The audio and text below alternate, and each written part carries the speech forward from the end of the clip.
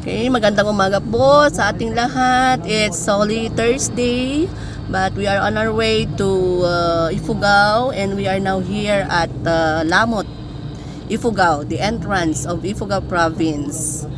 Yan, so patungo po kami ng Hungduan, Ifugao, na it is our first time na makita po ang lugar na yan na pinagmamalaki ng mga taga Ifugao.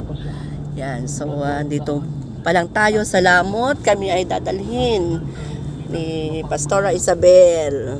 Yan. So it's a great opportunity to be here and to be there.